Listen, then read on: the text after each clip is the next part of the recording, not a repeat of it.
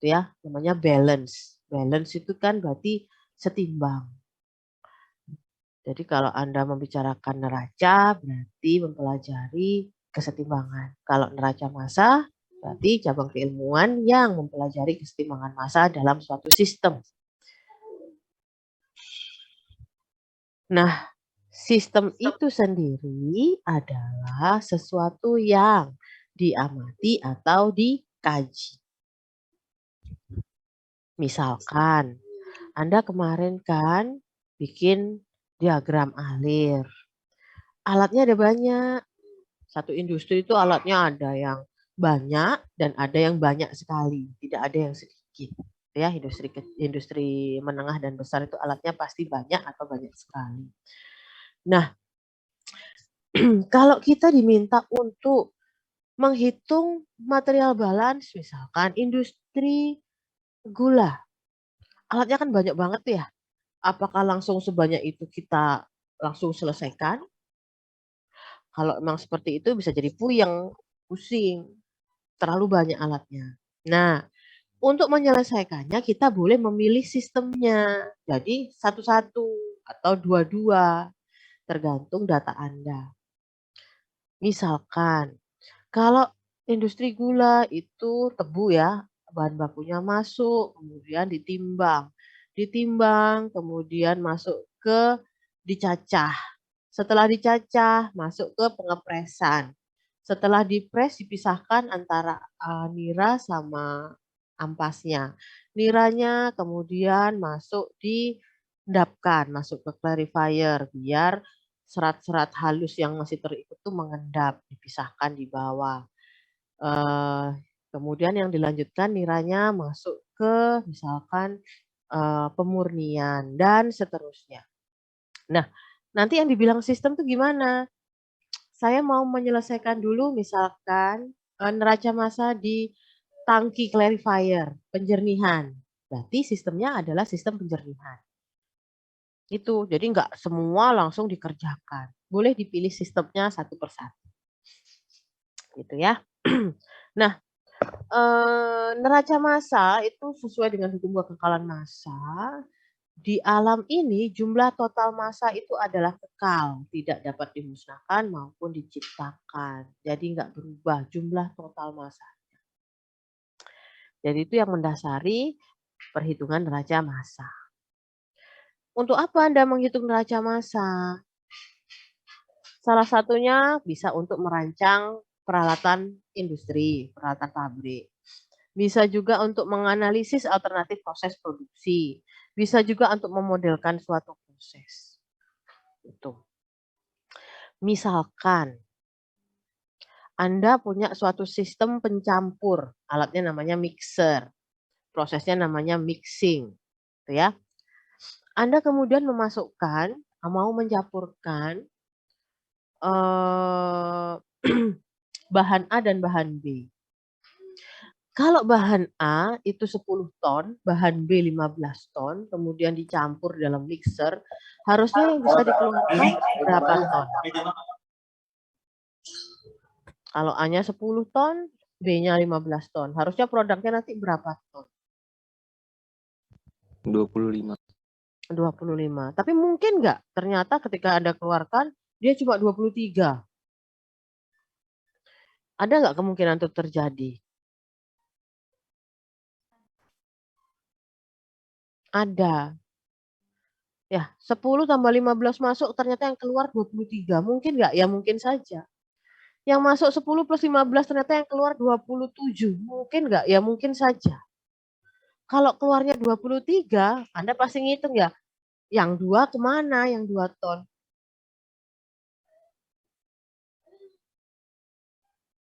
Kalau yang keluar 27 ton, ya dari mana yang 2 ton? Kan harusnya 25, gitu ya. Nah, itulah salah satu juga fungsinya menghitung neraca massa. Anda bisa mengevaluasi proses Anda. Proses Anda itu sudah benar belum? Ada yang salah nggak? Gitu ya. Kalau masuk 10 dan 15 ton ya harusnya keluarnya 25. Kalau nggak 25 berarti ada sesuatu. Jangan kemudian mikir, yang keluar 27 untung dong. Ya belum tentu.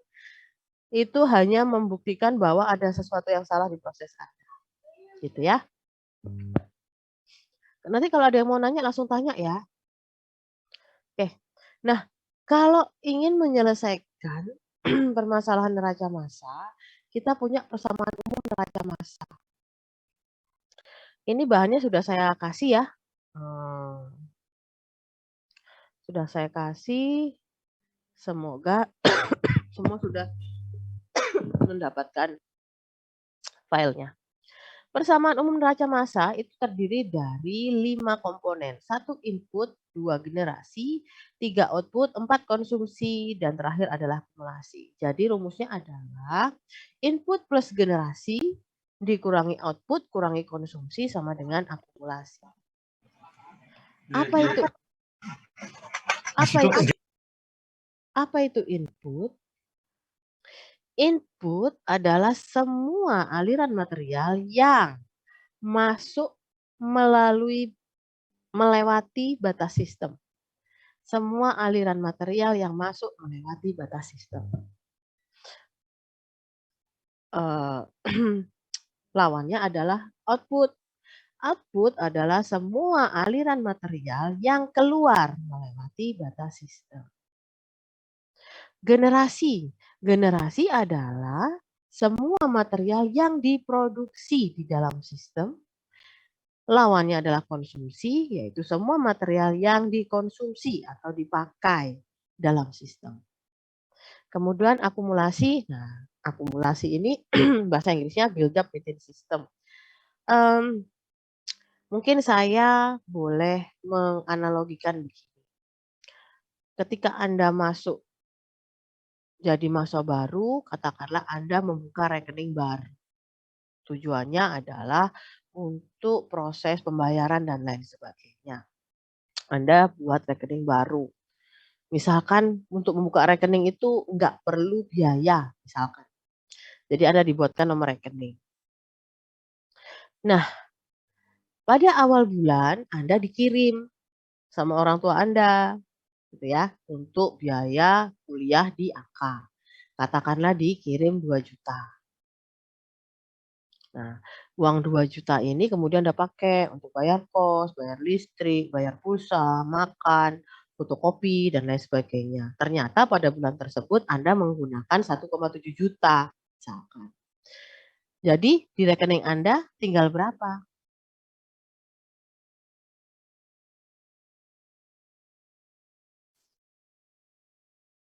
Tinggal berapa?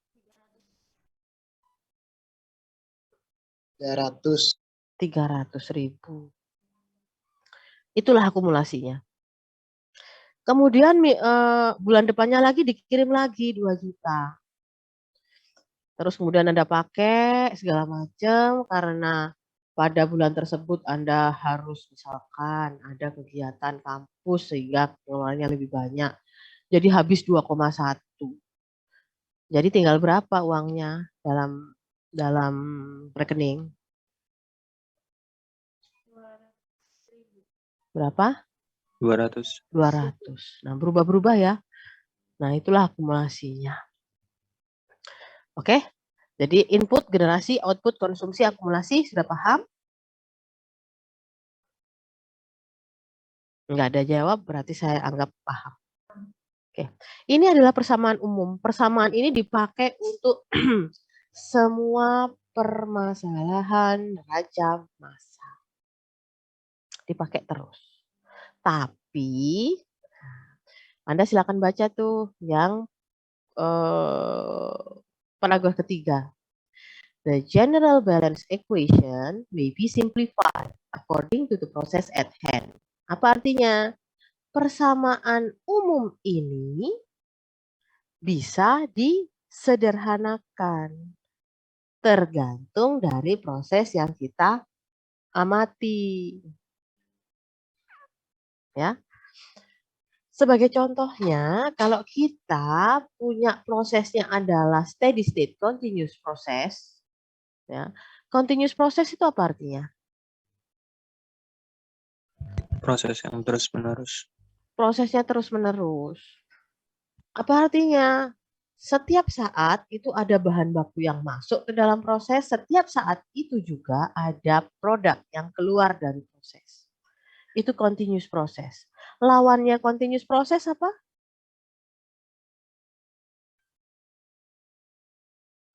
Ada yang tahu lawannya continuous proses? Ya, ada yang tahu? Lawan kata continuous proses.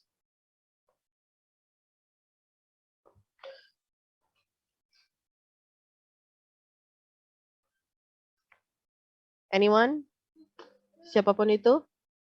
Ada yang mau mencoba menjawab? Batch bukan Bu. Ini ada yang menjawab batch. Ya, betul. Batch. Kalau batch gimana? Kalau batch itu sama seperti kalau Anda menganalogikan Anda itu mau masak air buat menyeduh kopi misalkan.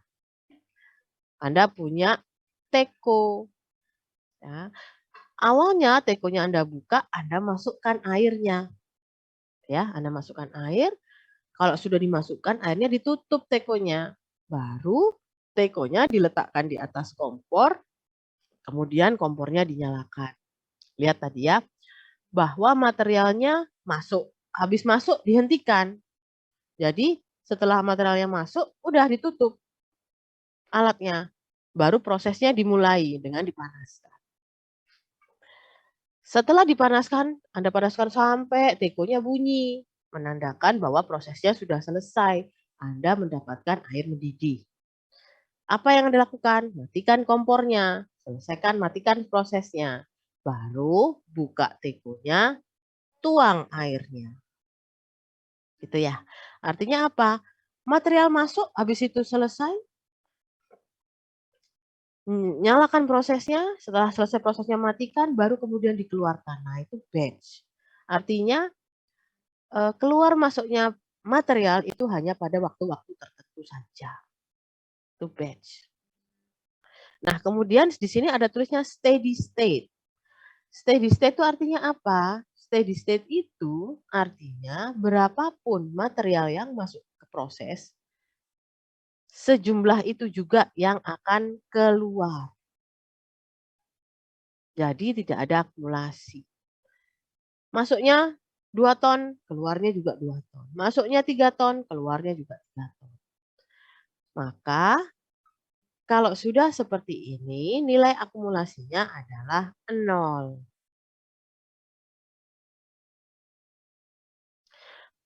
Kalau akumulasinya adalah 0, kita kembalikan ke persamaan umum yang di atas itu. Jadi input plus generasi kurangi output kurangi konsumsi sama dengan 0. Untuk output dan konsumsi yang nilainya negatif bisa dipindahkan ke lajur atau sebelah kanan. Sehingga rumusnya menjadi input plus generasi sama dengan output plus konsumsi. Yang tadinya komponennya ada 5, input, generasi, output, konsumsi, akumulasi, sekarang jadi lebih sederhana, tinggal 4, input, generasi, output, dan konsumsi. Oke. Nah, untuk nanti semua soal yang saya kasih Anda di AK, Anda menggunakan termnya adalah steady state. Artinya akumulasinya adalah 0. Gitu ya. Nggak ada yang unsteady state. Jadi steady state semua. Oke. Nah, kalau Anda lihat lagi prosesnya, sebenarnya di industri kimia itu tidak melulu semua alatnya itu ada mengandung reaksi kimia. Ada banyak proses yang hanya fisika. Contohnya pengadukan. Contohnya filtrasi. Itu kan hanya physical process, tidak ada yang chemical process. Nah, kalau tidak ada chemical process, artinya tidak ada reaksi kimia.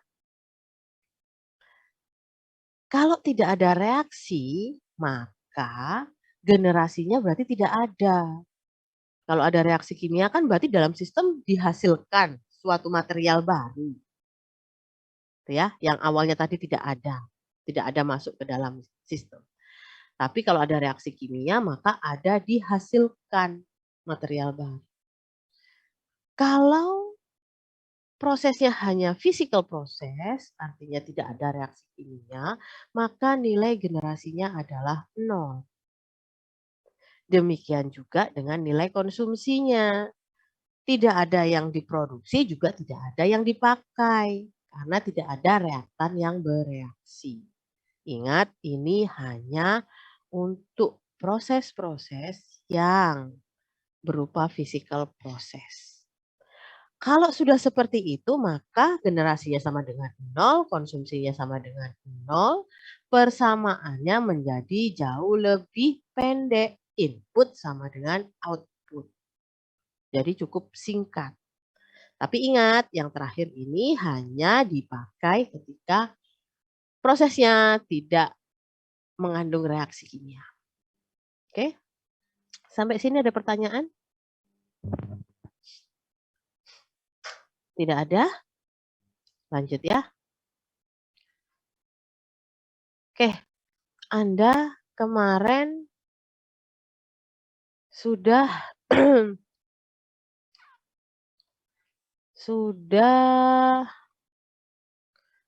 membuat diagram. Diagram alir. Nah, dari diagram alir itu alat-alat apa saja yang sering Anda temui di industri? Atau proses apa yang sering Anda temui di industri? Boleh disebutkan? Saya minta tolong siapapun. Apa nomor 1? Ada mixing, Bu. Mixing, Bu. Oke, mixing. Kemudian?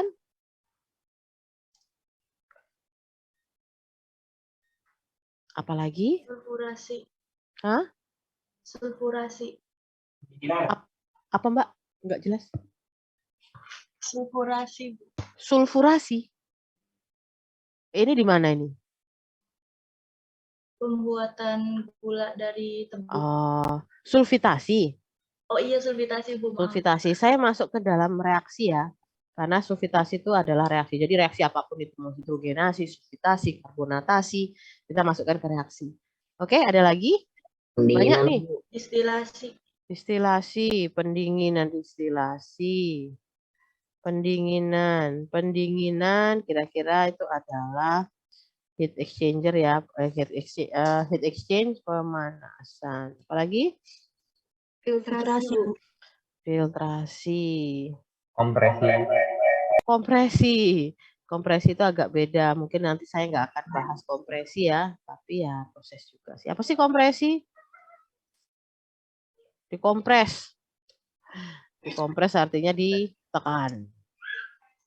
Oke, lanjut. Apalagi? Evaporasi, Bu. Hah? Evaporasi. Ada lagi? Kristalisasi. Kristalisasi. Ada lagi? Ekstraksi. Ekstraksi. Oke. Filtrasi. Udah filtrasi di nomor 5. Oke, saya cukup sampai sekian dulu ya. Untuk proses yang lain silahkan nanti coba dipelajari. Jadi ada banyak jenis proses yang biasa ditemui di industri. Salah 9-nya adalah. Nah, kalau tadi kita punya persamaan umumnya input plus generasi kurang sama dengan output plus konsumsi. Itu kalau ada reaksi kimianya. Atau input sama dengan output itu kalau hanya physical proses, rumusnya emang seperti ini. Tapi ketika dia sudah spesifik ke proses-proses tertentu, penyelesaiannya akan beda-beda.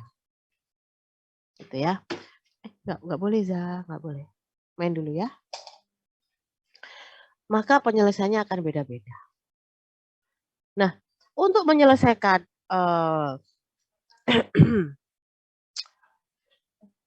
perhitungan material balance, maka ini adalah step by step-nya. Step by step-nya ini jangan dilewati. Ya. Yang pertama, gambarlah blok diagramnya. Blok saja, boleh pakai kotak. Dan berikan label. Setelah itu, pilihlah basis. Nilai basis itu dari kata base. Base itu adalah dasar. Jadi basis itu adalah dasar. Dasar apa? Dasar perhitungan. Biasanya dasar perhitungannya diberikan di soalnya.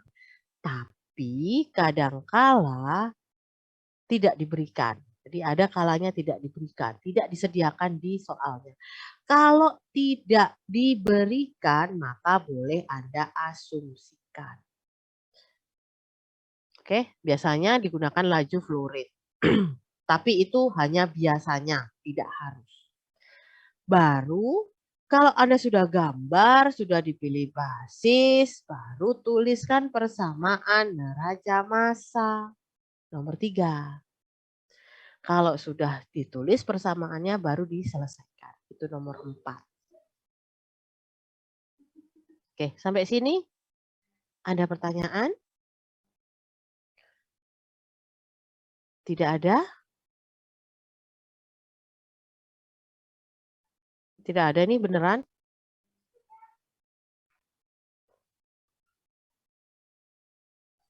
Untuk Kalau yang ya, yang mana? Untuk yang basis itu yang tadi itu ya Bu. Yang tadi yang mana? Yang input generasi. Bukan, Bu. Itu persamaan material balance. Nanti saya jelaskan deh dengan contoh ya. Oke. Saya pindah dulu.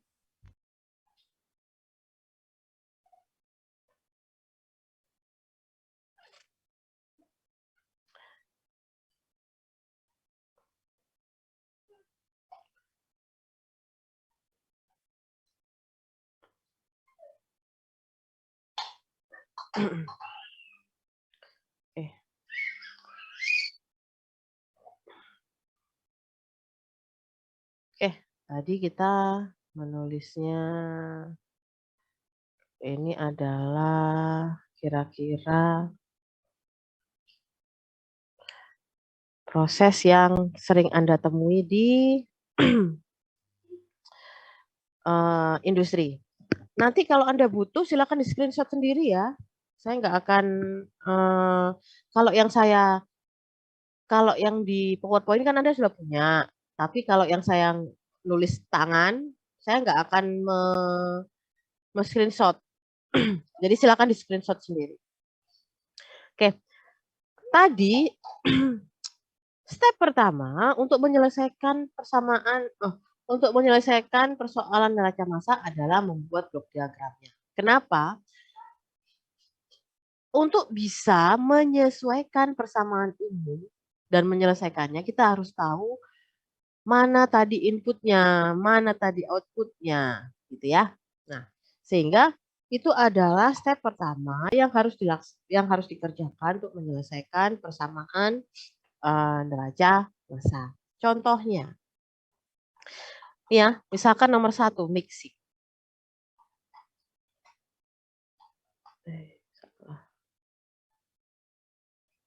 Mixing. Kalau kita gambar bloknya, mixing itu fungsinya apa sih?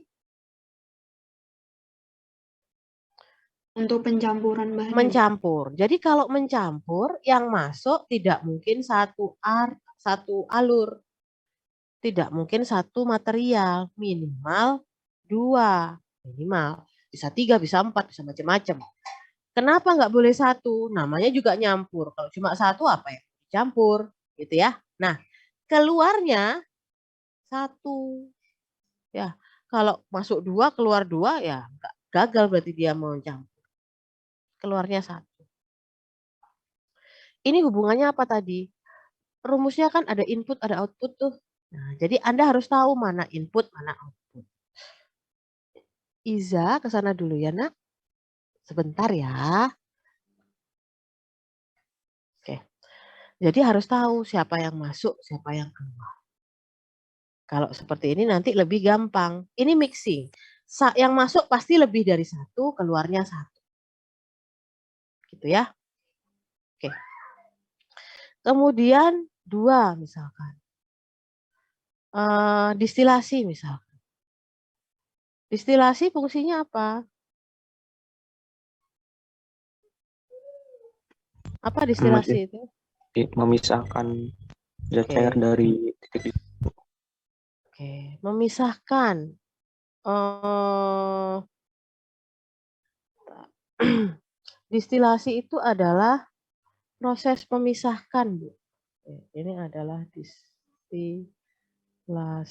Maaf ya tulisannya jelek. Berarti memisahkan. Masuknya boleh 1. Boleh 2, Bu. Boleh, tergantung tergantung kebutuhan prosesnya. Tapi 1 juga boleh. Karena dia misahkan berarti keluarnya minimal 2. Kenapa saya taruh di atas dan di bawah? Karena dia pemisahannya berdasarkan titik didih. Kalau di atas dan di bawah, maka dia lebih mudah terpisah karena sesuai dengan berat molekulnya. Oke? Oke. Lanjut. Misalkan, apalagi nih? 3. Filtrasi misalkan. Filtrasi fungsinya apa? Pemisahan juga. Yang masuk boleh 1, yang keluar harus lebih dari 1. Itu ya. Oke. Misalkan evaporasi. Evaporasi ini sama dryer kira-kira mirip. Evaporator ya. Yang masuk boleh 1. Yang keluar berapa? Yang keluar berapa? Halo? 2 bukan, Bu? 2. Yang ke atas ini siapa? Uap air. Uap air atau liquid lain yang diuapkan. Jadi yang masuk ini masih banyak pelarutnya, keluar sudah lebih pekat atau lebih kering gitu ya, karena sebagian pelarutnya diuapkan ke atas. Oke. Kalau Anda lihat ada beda-beda ya. Ada yang masuknya 2, keluarnya 1, ada yang masuknya 2, keluarnya 2, dan seperti itu. Nah, nanti persamaan umumnya kan hanya misalkan nggak ada reaksi, cuma input sama dengan output. Tapi kalau untuk mixer dan distilasi, otomatis nanti penyelesaiannya juga akan beda. Karena yang satu inputnya berapa, yang satu lagi, yang lain inputnya berapa. Kan beda-beda. Gitu. Sampai sini? Masih oke? Masih oke ya. Ada yang mau digambarkan di sini? Digambarkan gambar ininya, gambar diagramnya. Yang mana kira-kira? Ekstraksi, Bu. Apa? Ekstraksi, Bu. Apa, Mbak? Proses apa tadi? Ekstraksi, Bu. Ekstraksi. Oke. Ekstraksi kalau di kampus, di lab Anda pakai soklet ya.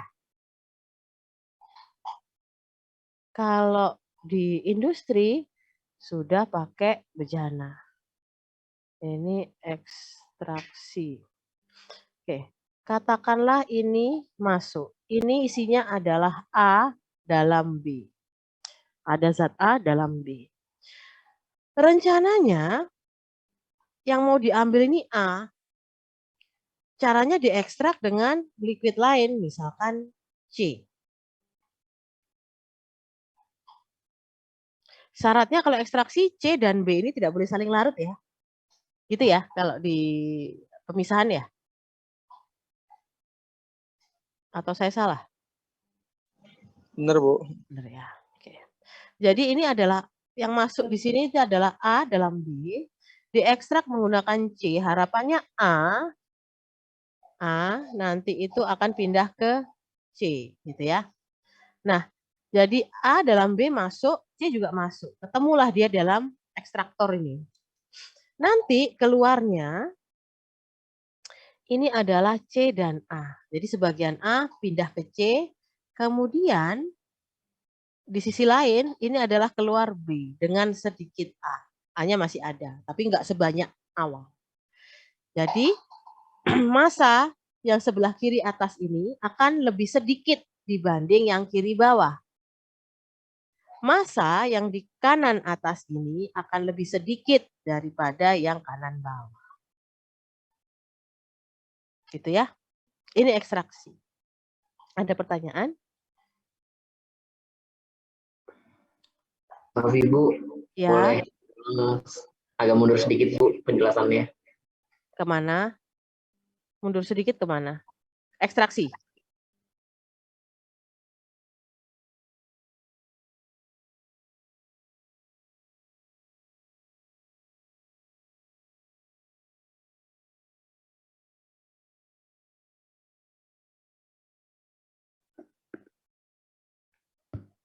Suara saya masih kedengeran nggak?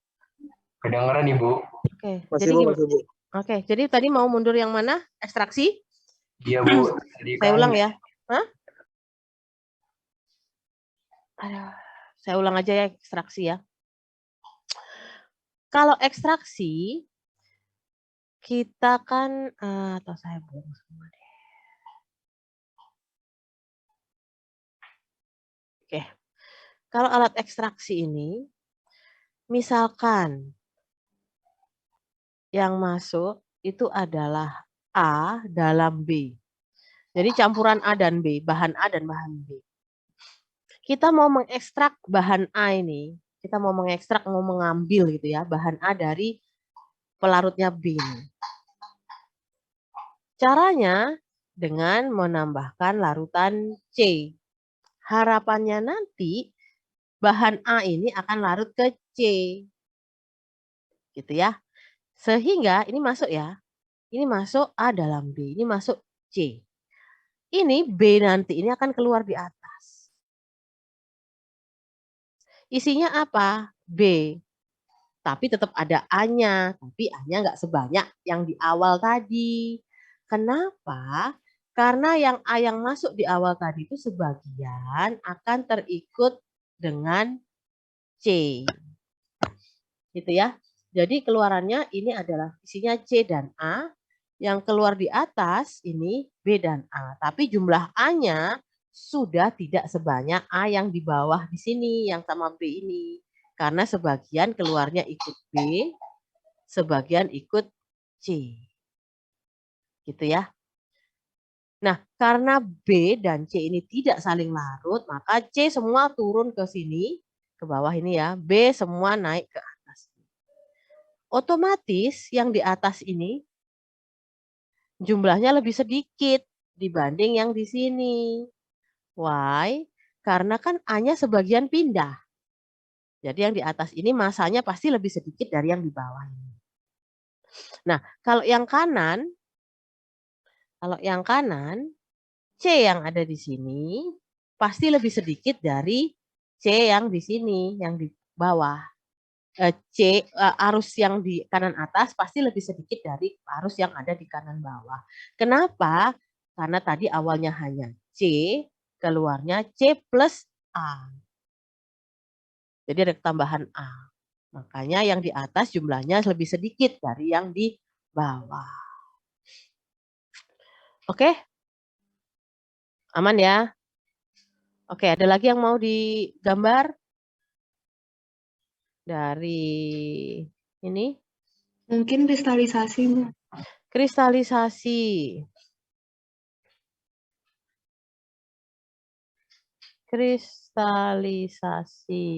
Kristalisasi bisa digambar pakai bejana. Oke, tulisannya crystallizer. Tulis crystallizer. Maaf tulisannya jelek. Kalau misalkan Anda di pabrik gula, crystallizer ini sebenarnya tidak ada reaksi kimia ya, hanya fisik. Pembentukan apa itu namanya ya, material, tapi tidak sampai mengubah struktur kimianya, hanya fisiknya saja. Yang masuk bisa jadi dua. Biasanya sih yang masuk itu yang pertama larutan yang mau dikristalkan, yang kedua ini biasanya bibitnya. Kalau pabrik gula ada bibitnya, bibit kristalnya. Nanti keluarnya biasanya satu. Nah, crystallizer biasanya tidak berdiri sendiri. Biasanya dilanjutkan dengan filtrasi supaya bisa memisahkan kristalnya. Kalau kristal kan berarti sudah solid ya. Sudah solid, ukurannya sudah lebih besar, sedangkan sisanya itu adalah liquid pembawanya. Jadi keluarnya satu, tapi biasanya di sini ada tambahan alat filtrasi. Filter. Itu. Ada lagi yang mau digambar?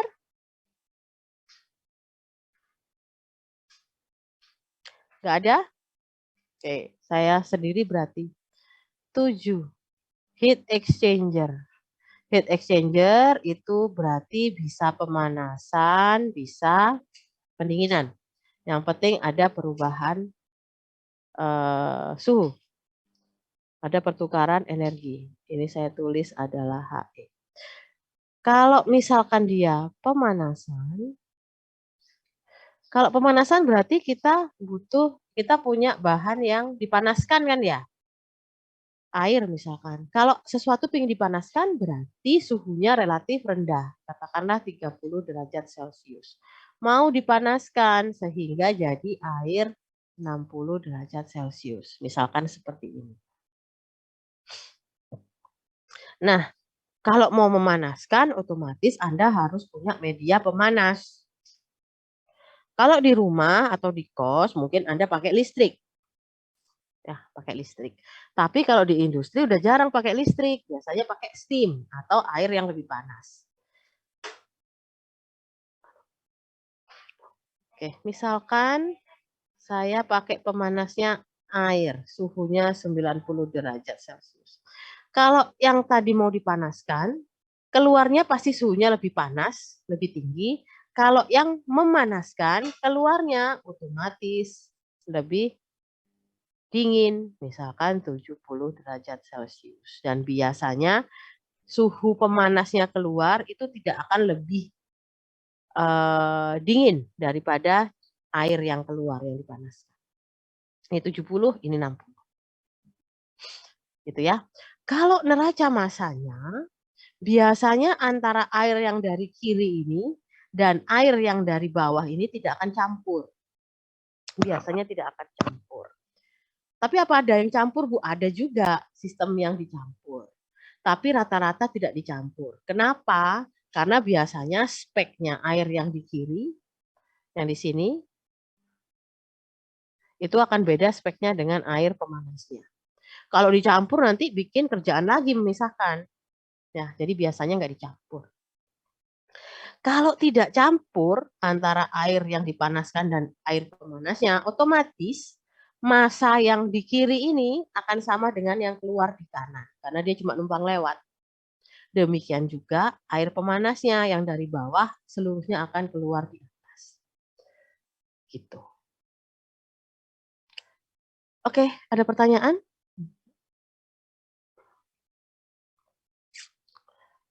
Tidak ada? Oke. Kalau tidak ada, untuk neraca massa biasanya soalnya itu bukan langsung bentuknya sudah dikasih diagramnya. Biasanya saya kalau ngasih soal itu biasanya dalam bentuk soal cerita. Saya cerita, nah kemudian Anda akan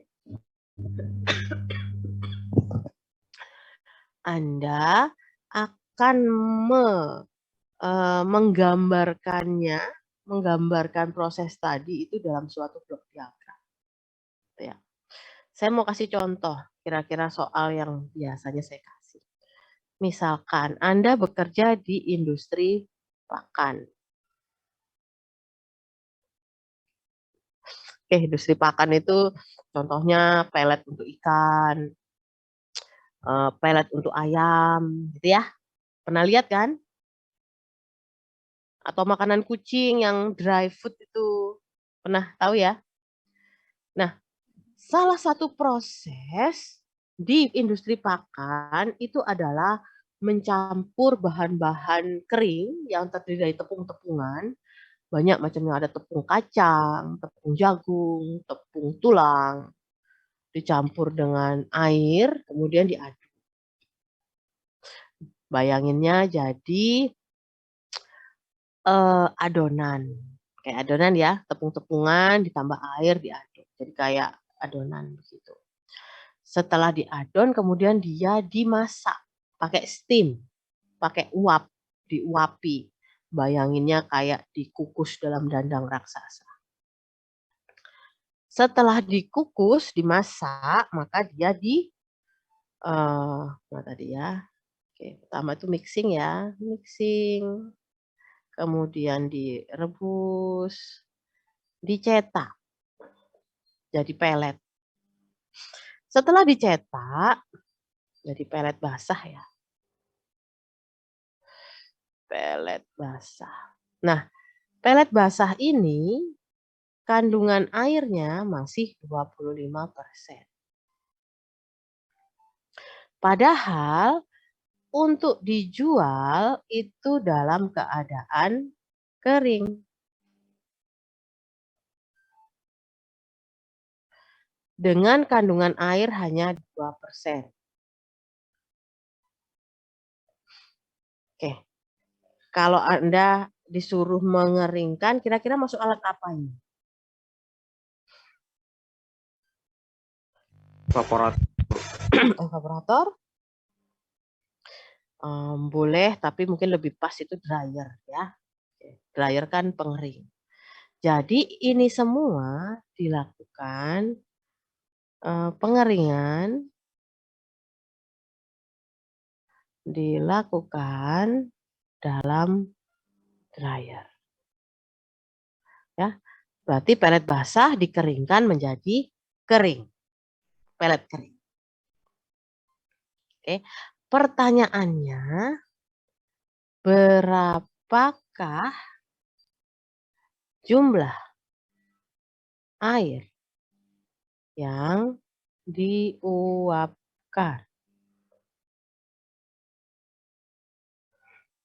Pertanyaannya itu. Kira-kira bisa dijawab nggak? Kalau logika Anda bisa dijawab nggak?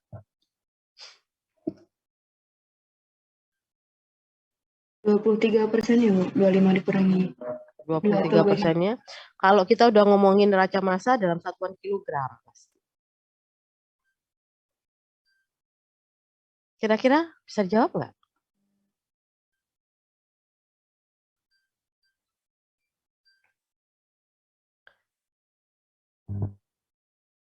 Bisa nggak? Apa nggak bisa, Bu? Yuk, boleh silakan berpendapat.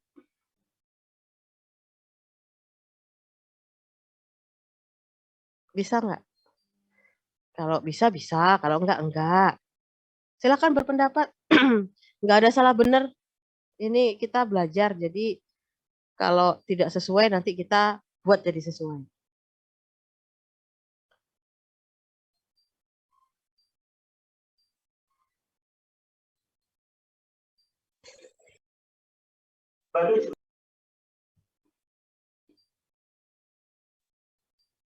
Dibagi 10.000 Bu untuk mengubah ke ppm-nya Bu.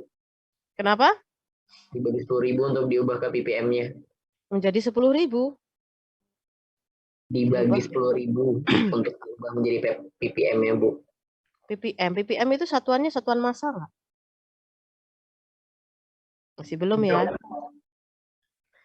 Masih belum.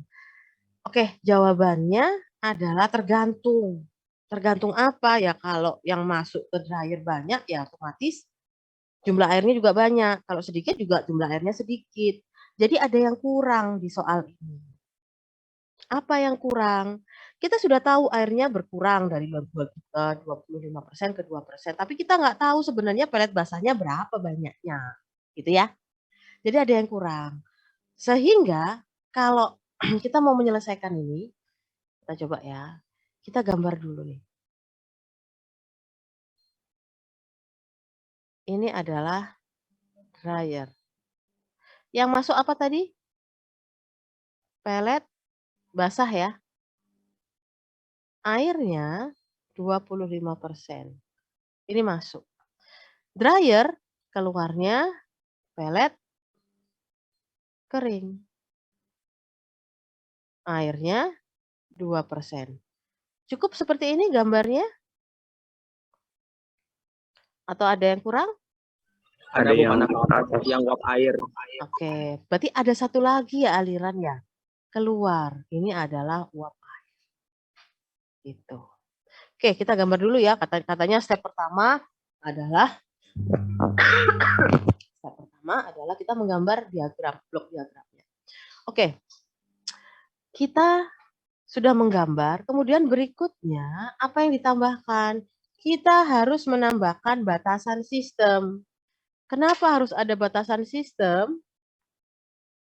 Ingat tadi, persamaan umum neraca itu kan input, output, generasi, konsumsi. Semua kalau Anda tadi ingat, semua itu ada tulisannya boundary, sistem boundaries.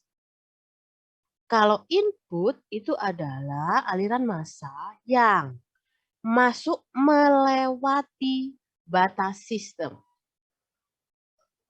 Kalau output adalah aliran material yang keluar melewati batas sistem.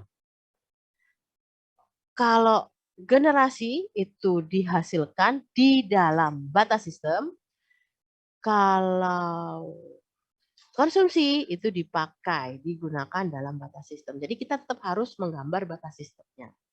Kalau saya ngajarnya di kelas, ini saya gambarnya enggak garis lurus gini ya, enggak garis penuh ya, garis patah-patah sih biasanya, tapi warnanya beda. Untuk apa? Untuk menunjukkan mana yang input, mana yang output, gitu ya. Mana yang digenerasi, mana yang dikonsumsi.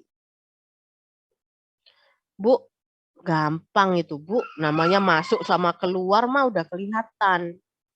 Gitu enggak? Ada yang berpikiran seperti itu enggak? Boleh dijawab.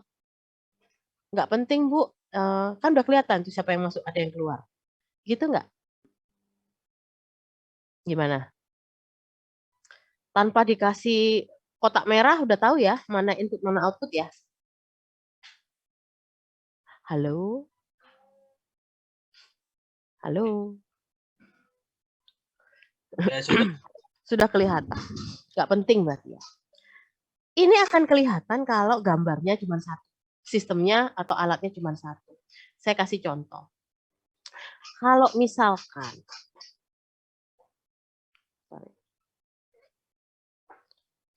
misalkan kita punya alatnya 2. Ya. Alatnya 2. Ini alat 1 dan alat 2. Yang masuk ke alat 1 itu ada 2. Diproses di alat pertama, hasilnya kemudian dialirkan ke alat kedua. Dari alat kedua dihasilkan produk. Tapi, bentar ya, Za. Mama ngajar dulu ya, Nak. Tapi, sebagian dari 2 ini dikembalikan ke 1.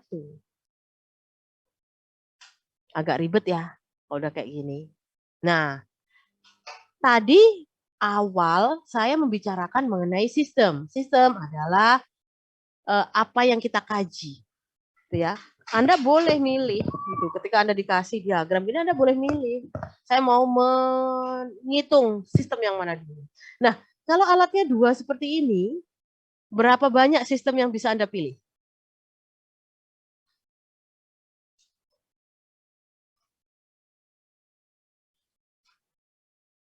Berapa? 3, Bu. 3. Oke. Yang manakah 3 itu? 1, 2, dan 3. Itu ya. Kalau sistem pertama, ini misalkan saya labeli ini adalah arus A, arus B, arus C, arus D, dan arus E misalkan. Kalau sistem yang pertama ini, inputnya siapa? A sama B, Bu. A sama B. Masuk nggak? Masuk nggak? Enggak, Bu. Kenapa enggak? Kan dia melewati Enggak. batas sistem. Ini nih, lihat. Batas sistemnya di sini nih. Nah, baru kelihatan ya. Dia melewati batas sistem. Berarti inputnya E. E juga ikut input. Inputnya ada 3. A, B, dan E. Keluarnya yang mana? C. Ya, karena ini melewati batas sistem. Kelihatan ya? Kalau kita milihnya sistemnya adalah alat kedua, yang masuk apa? C. Ini melewati batas sistem. Yang keluar ada 2, ada D, ada E. Kalau sistemnya itu kita milihnya 2 alat jadikan 1, maka batas sistemnya adalah yang biru ini. Maka inputnya yang mana?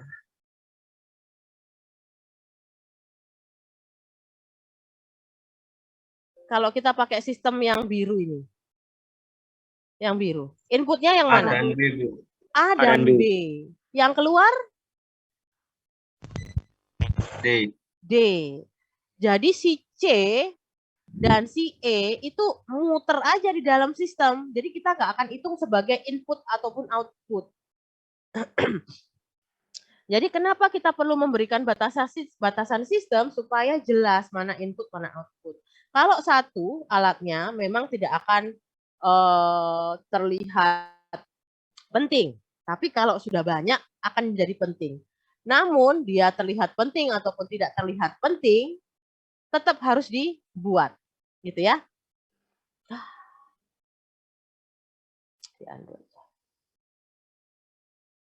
Oke, saya hapus ya. Nah, jadi tadi gambarnya adalah seperti ini. Oke, sekarang kita cek. Proses dryer itu ada reaksi kimia nggak?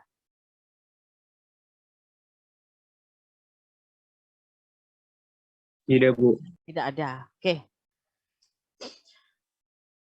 Step pertama kita sudah lalui, kita sudah bikin diagram. Oh, ada satu lagi. Dilabeli ya. Tadi ada minta dilabeli ya. Saya labeli ini A, ini B, ini C.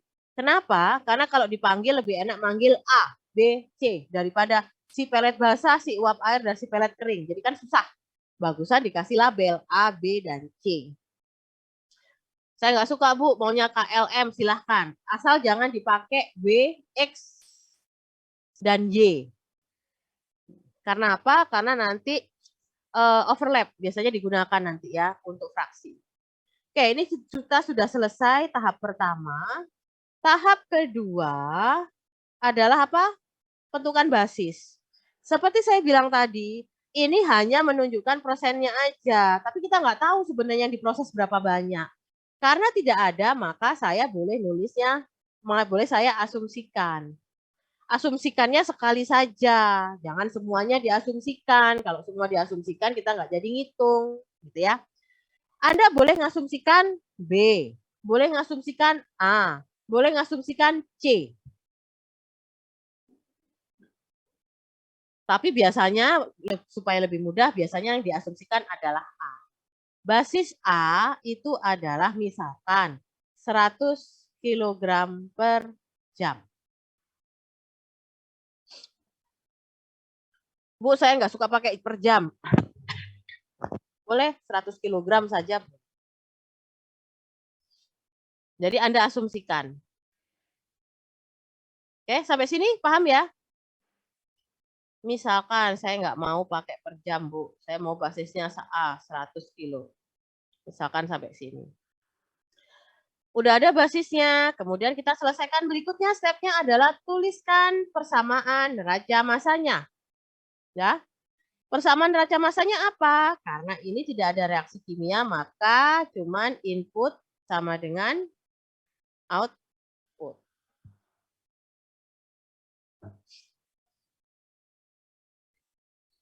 Sampai sini oke ya? Nah, neraca massa itu kita kenal ada dua. Neraca massa, saya singkat NM ya.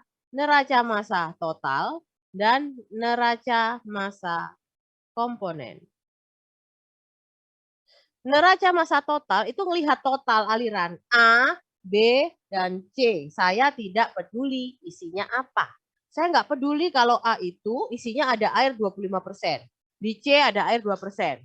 Saya nggak peduli. Intinya A adalah A secara keseluruhan, B adalah B secara keseluruhan, dan C adalah C secara keseluruhan. Nah, sekarang kita masukkan nih, input sama dengan output. Inputnya yang mana?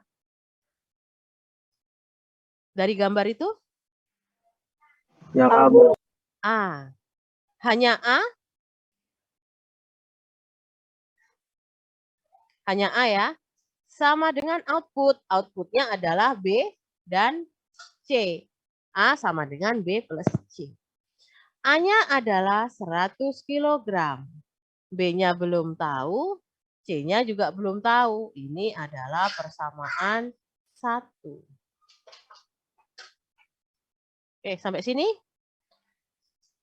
Lanjut ya. Kemudian ini nggak bisa diselesaikan dulu. Kita gantung dulu nih persamaan 1. Baru kemudian ada neraca massa komponen. Kalau Anda lihat A, B, dan C, komponennya ada berapa sih?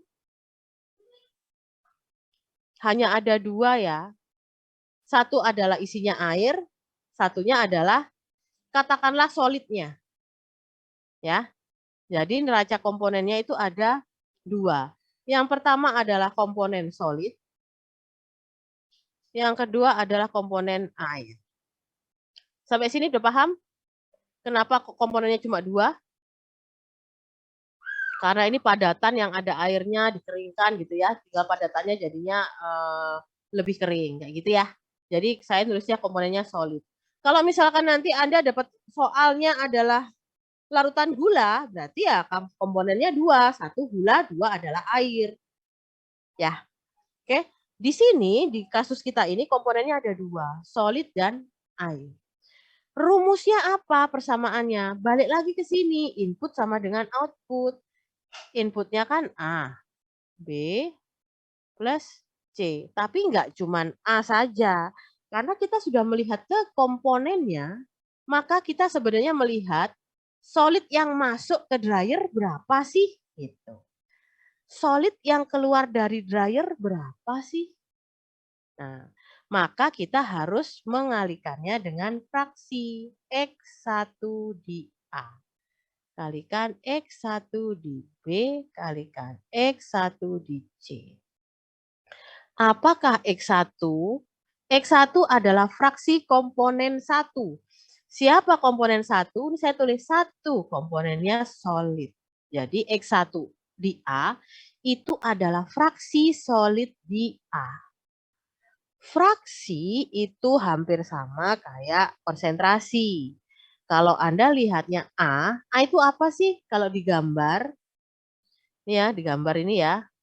A-nya kan isinya air 25%. Berarti solidnya berapa?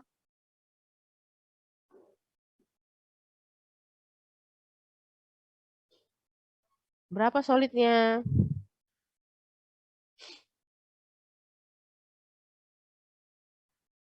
Ada yang bisa bantu?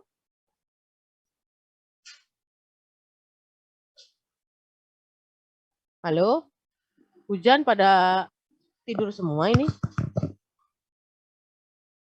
Solidnya berapa kalau airnya 25%? 75 bukan, Bu? 75%. Tapi masih dalam satuan persen. Kalau fraksi itu adalah bagian per 1. Kalau persen bagian per 100. Kalau 75% berarti fraksinya berapa? 0,75. A-nya berapa? 100 kg. Oke? Sama dengan B. X1 di B artinya apa? Kalau kita kembalikan ke gambarnya, B itu kan uap air. Uap air isinya apa? Ya H2O. Tapi kondisinya fasanya sudah gas. Tapi sebenarnya dia adalah air. Apakah ada solidnya di B? Nggak ada, Bu. Nggak ada. Berarti kalau solidnya di B tidak ada, kita nulisnya 0. Plus C kalikan X1 di C. Kalau di C airnya itu 2%, berarti solidnya berapa persen?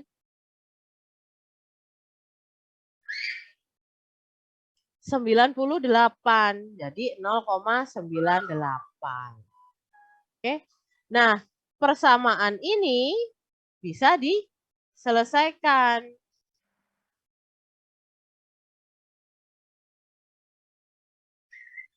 Seratus kali 0,75 adalah 75 kg sama dengan 0,98 C. Sehingga C sama dengan berapa? Bisa dihitung. Gitu ya. Silahkan dihitung berapa kilogram. Nah, kalau sudah dapat ini, maka boleh masukkan nilai C ke persamaan 1. Nih persamaan 1. 100 kg sama dengan B plus C. C-nya tahu, otomatis B-nya tahu. Apakah B? Ya tadi yang ditanyakan, berapakah berapakah air yang diuapkan? Itu adalah B. Gitu. Sehingga ini nanti dapat nilai B sama dengan sekian kilogram. Oke. Semudah itu. Ada pertanyaan?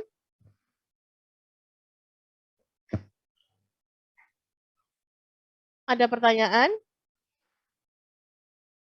Tidak ada. Ini saya khawatirnya yang dengerin saya cuma segelintir saja, lainnya nggak dengerin nih. Besok kita ketemu, praktikum udah lanjut loh ya. Oke, tidak ada? Kalau tidak ada, saya anggap bisa semua. Saya stop share ya. Saya harap sudah di screenshot tadi. Oke. Kalau misalkan tidak ada pertanyaan lagi, besok kita ketemu praktikum, kita langsung lanjutkan untuk perhitungan neraca massa plus neraca massa yang disertai reaksi kimia. Gitu ya. Komti ada, Komti? Ya, Ibu ada. Oke. Saya rasa cukup ya, karena mungkin sudah sore dan hujan, mungkin juga agak sinyal juga jadi biasanya terganggu. Saya rasa saya cukupkan hari ini, kita ketemu lagi besok. Terima kasih. Semoga besok kita semua sehat, jadi bisa ketemunya di kampus ya. Terima kasih ya. Saya tutup. Selamat sore. Assalamualaikum warahmatullahi wabarakatuh. Waalaikumsalam warahmatullahi wabarakatuh. Waalaikumsalam warahmatullahi wabarakatuh. Terima kasih, Bu. Sama-sama.